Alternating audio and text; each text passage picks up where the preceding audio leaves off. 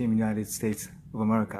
And thank you for your time. Thank you. And the first question is, so you were born in Australia. Yes. You moved to the United States. Is that right? Close. So I was born and raised in Sydney, Australia. Both my parents are American. And I pretty much just grew up in an American household, essentially, in Australia. Like every year growing up, we would go back to the States, celebrate 4th of July during the summer and stuff like that. So we were always there, very close with our relatives. I haven't lived an extended period of time in the States, but like I said, grown up in a very American household. So I'm very interested in how you encounter the sport rugby in the United States. So the way I got brought into the Eagles fold or joined the Eagles team in about 2013.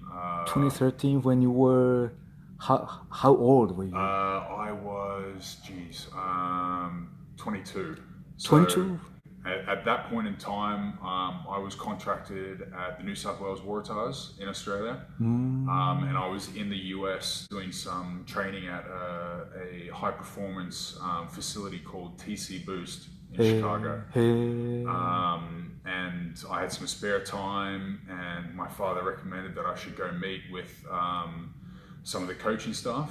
And at that time, the team manager, Tristan Lewis, was based in Chicago. So I went down, met him, had a beer with him. He told me what the setup was very much like and where the USA Eagles were at that point in time, because I had very little idea about it. And I just told him my backstory and everything like that. From there, we kept in contact. And then there was they wanted me to join their November tour in 2014. So I joined them, got capped against Romania, the first cap. Yes, very first cap. Which we won, which was very good moment. And from there, joined them, played with them as much as I can, and played in Europe. So I've been back and forth between the US and Europe, trying to play as much as I can with US Eagles and with my associated club. Okay. What do you envision in the future of rugby in your country? What do you want to do? I very much want to see the game grow. It's one of the fastest growing team sports in the States, which is huge. And with the MLR getting bigger and bigger it is, adding more teams, having more games, it's just getting better and better, and the competition is getting better. You see that by foreign players coming to play in that competition. I want to see it grow. Hopefully in the next couple years, the MLR will get a TV deal where it's on the TV every weekend. It's on the TV? No, not yet. So it's hopefully that's my hope for it. Okay. And I very much want to see that, because then if the American public sees it, every weekend, they tune in, they learn about it more and more, and they have this driving passion for it. Because Americans love things that are fast, hard, and almost unpredictable, and that's exactly what rugby is. So if we can get it on the television as much as we can, that'd be brilliant.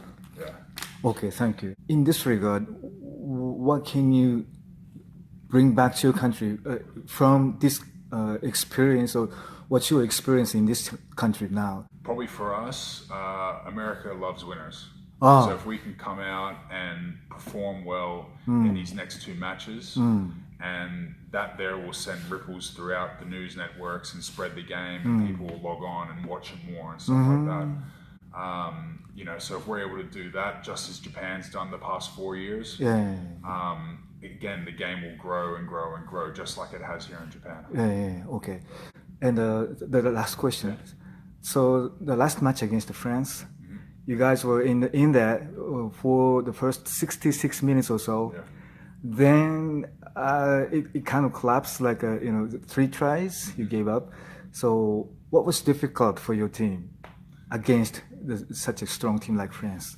I think we did very well. You know, from the change in game from the England game to the French game was a huge difference. And if we keep following that same exponential curve in, you know, performance, we should do very well the rest of this tournament. You know, we made a few mistakes here and there in the last, you know, I think almost the last 8 minutes killed us the most. If we're able to nut out those errors that we did and change those points of momentum instead of in the French favor in our favor, the game would have been a completely different story. Oh, did the humidity and the heat affect your game here? It was 10 times better than the Kobe match. 10 times better, Okay. So it wasn't too bad. I think the French struggled with it, but no, I don't think we struggled nearly as much as they did, because the Kobe Stadium was obviously enclosed, 30,000 people in there. That raises the heat even more. You know, so that was very, very wet and sticky. But you know, being outdoors in Fukuoka in that amazing stadium changed it a lot more and made it probably a little bit better suited to us. Okay, thank you. ありがとうございました。So good luck.